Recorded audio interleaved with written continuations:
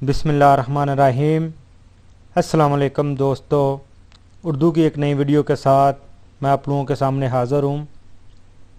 दोस्तों, आज की वीडियो बहुत ज़्यादा ज़रूरी है क्योंकि आज की वीडियो में मैं आप लोगों ने जो मुझसे सवाल पूछे हैं मुख्तलिफ़ किस्म के सऊदी अरब के कानून के मतलब उनके जवाब भी दूंगा और एक अच्छी ख़बर है जो मैं आप लोगों के साथ शेयर करूंगा, जो कि जवाज़ात वाले जो हैं उनको पहले 23 रमज़ान से छुट्टियां हो रही थी, लेकिन अभी उनकी छुट्टियां कैंसिल हो गई हैं और वो लोग ड्यूटी कर रहे हैं और उनका जो ड्यूटी टाइम है वो मैं आप लोगों के साथ शेयर करूंगा।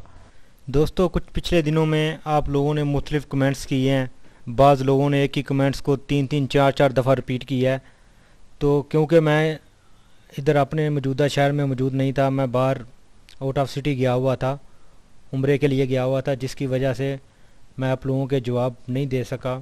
और बाज़ लोगों के मैंने जवाब दिए हैं, जब भी मुझे फ़ुर्सत मिली या कुछ नेट मिला है तो मैंने उन लोगों को जवाब दिया जो मैंने बहुत ज़्यादा इंपॉर्टेंट समझे या बहुत ज़्यादा जो लोग परेशान थे।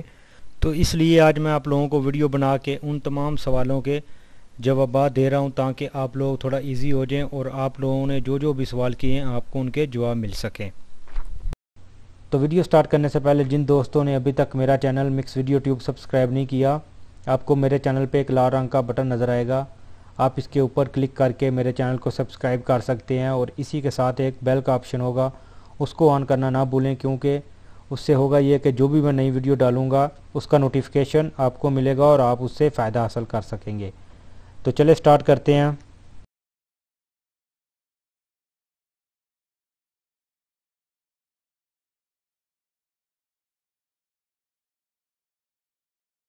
देखें दोस्तों, आपको मेरे कंप्यूटर की स्क्रीन पे एक पेपर नज़र आ रहा होगा, एक पेज नज़र आ रहा होगा जिसके ऊपर लिखा है औकातुल अमल बिल अजाज़ात ईद उल फितर अल मुबारक, यानी ईद उल फितर की जो छुट्टियां हैं उसमें जो टाइमिंग है इनकी जवाज़ात वालों की, वो इधर उन्होंने बताई हुई है कि किस सिटी में क्या टाइमिंग है और आप किस तरीके से उनसे रब्ता कर सकते हैं। क्योंकि आखिरी दिन चल रहे हैं, जो अमनेस्टी स्कीम थी इनकी 3 महीने की, उसके अभी आखिरी दिन चल रहे हैं, तो उस हवाले से उन्होंने जवाज़ात की छुट्टियाँ कुछ लोगों की कैंसिल कर दी हैं और कुछ लोगों को टाइम पे लगाया हुआ है कि आप लोग ड्यूटी करें और जो भी गैर कानूनी लोग आ रहे हैं उनका मसले हल करें, उनके खरूज लगाएं ताकि वो बाइज़्ज़त तरीके से अपने अपने मुल्क जा सकें। ये देखें, सबसे पहले रियाद रीजन में है, ये 3 ऑफिस हैं जो जवाज़ात के,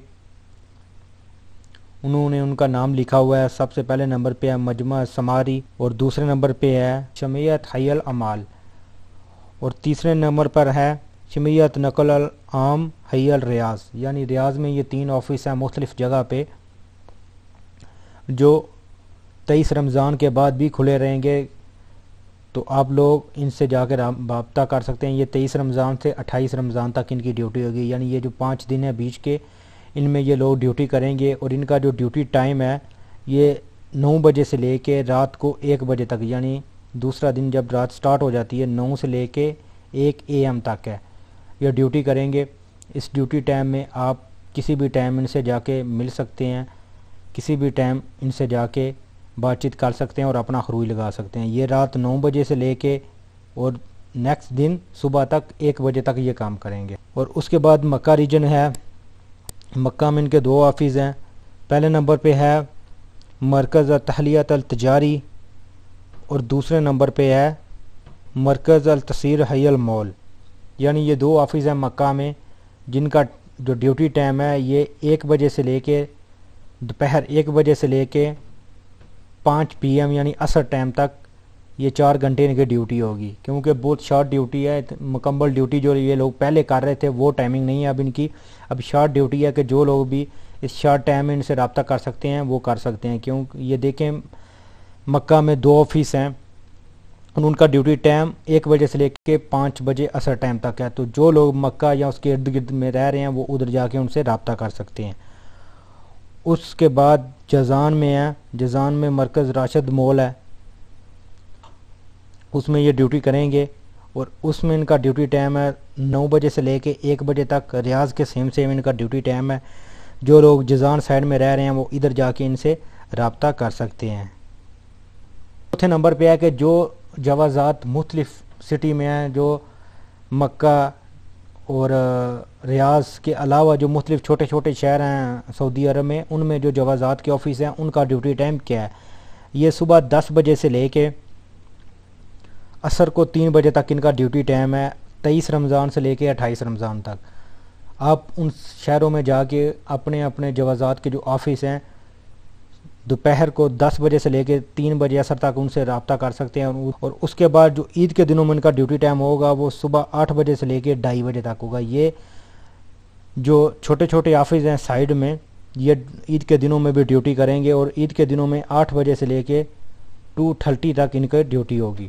اور لاسٹ میں ہے یہ دیکھیں الجوف سائیڈ کے جو لوگ ہیں وہ کس ٹائم میں الجوف میں جو جوازات کے آفس ہیں ان میں سے رابطہ کر سکتے ہیں۔